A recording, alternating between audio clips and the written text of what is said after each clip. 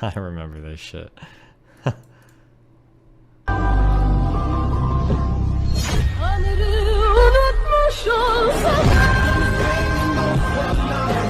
Don't show Sedge in this one.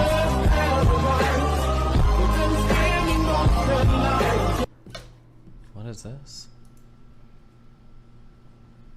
And I found Destiny and Melina.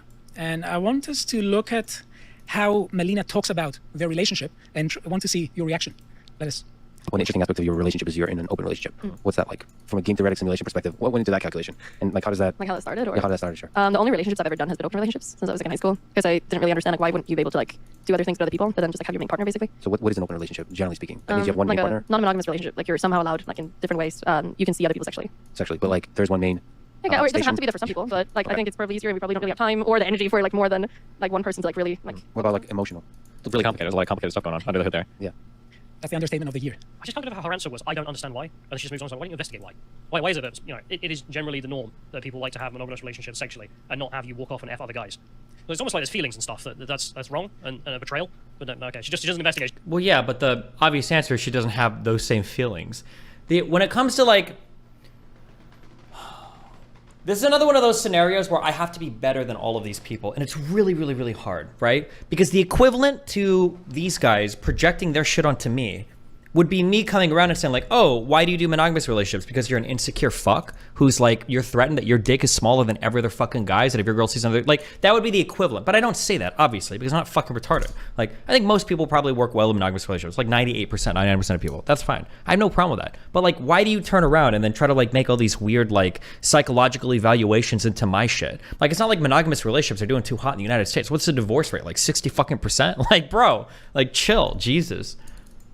She just goes, well, I'll just live like this. But as she says, she has never tried to be in a monogamous relationship. Society is so bad, and she just couldn't be a conformist. She had to make a case, even from a very early age, that she doesn't conform to social norms.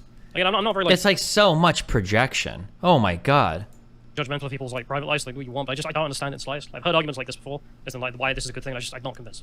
Well, okay, I'm not trying to pass a law against them, but I think. Yeah. I'm just saying I'm not convinced that this is actually healthy. Yes. No, I want to point your attention towards a claim she makes that Destiny is her main partner because they don't have the energy, and because it is convenient. It's an issue of time and energy. So they're talking about open relationships, and they say that some open relationships don't have a main partner. There isn't a main partner in some cases, but in their case, there is. Destiny is Melina's. Oh, right. So you've got like. It's like the difference. I think it's like open relationships and then polyamory. Like, is that? I think all of them are polyamorous relationships, right. But some people engage in polyamorous relationships without having a main partner. And Melina says Destiny is her main partner, and Destiny says also that Melina is his main partner. But because it's an issue of convenience, and because it is very time and energy consuming to see more people, so it's not an issue of feeling. I don't buy that either. But I'm trying to see how they're trying to make a sense out of it, and how they try to virtue signal by saying that this is the correct way to be, this is the correct way to have a relationship, and you know. Well, I've never said that in my life. Okay, who are these guys? Get me on. How do I talk to them? Where are they?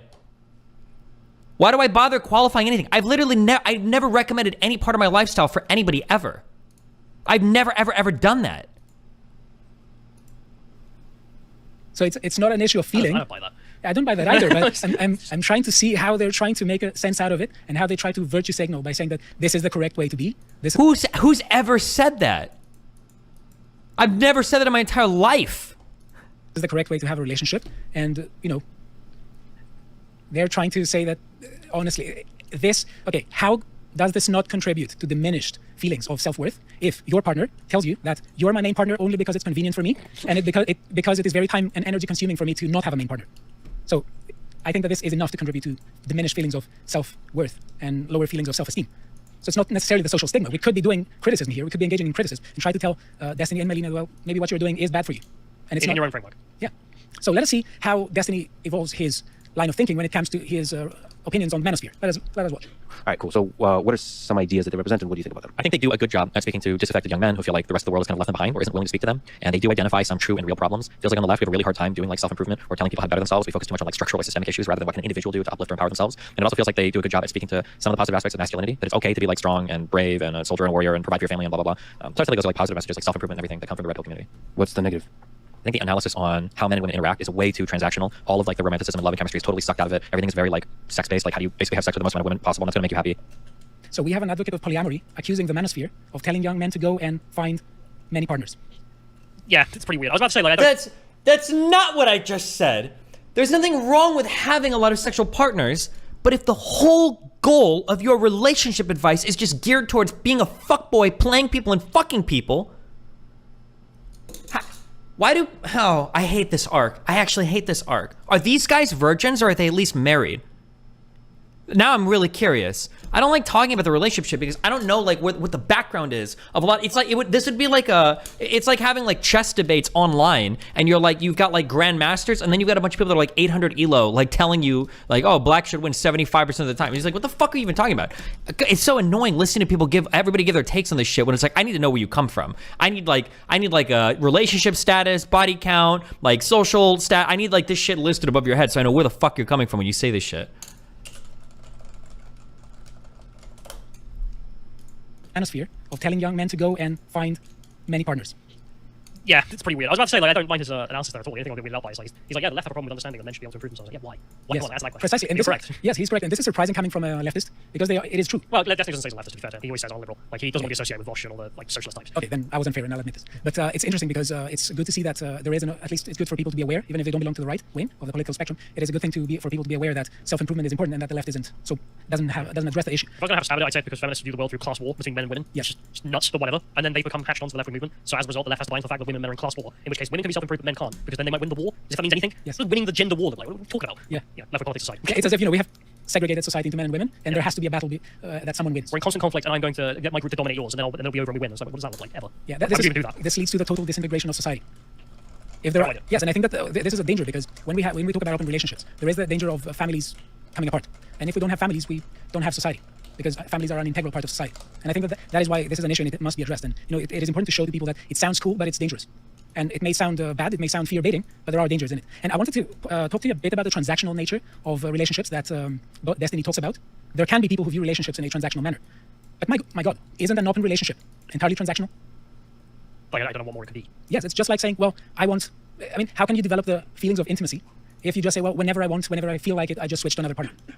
This is an interesting I don't view. get it. Yeah, I don't get it either. And the thing is that I don't know if Melina gets it either as well, because if we check the next link, we'll see Melina's claim about relationships. If you want my honest answer, I think a relationship is a contract, and if you break the rules, you cheat. No matter what it is, if you agreed on something, and you do the opposite, it's cheating. Depends on I guess. Depends on what the agreement contract is, for- Okay. So he accuses the manosphere of prompting young men to find many partners and of spreading the idea that relationships are transactional. His girlfriend goes out in public next to him and says relationships are transactional. Maybe they have issues. I'm just saying. Do you think they have issues? I can't follow it. I certainly can't follow it. Okay. All right. Thank you. How do I get in contact with them? Who are they on Twitter?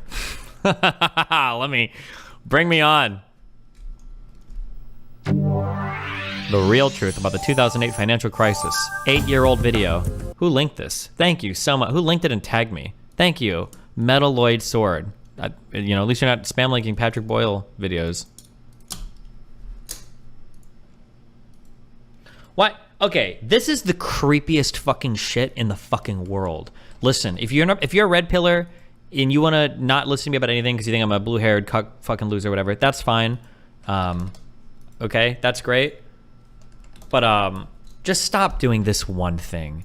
Talking about women aging out or talking about their eggs, like that they lose. It is like the creepiest, weirdest fucking shit ever, and it makes you sound a little bit like a pedophile. Just don't do this. It is so fucking weird and creepy. Holy shit.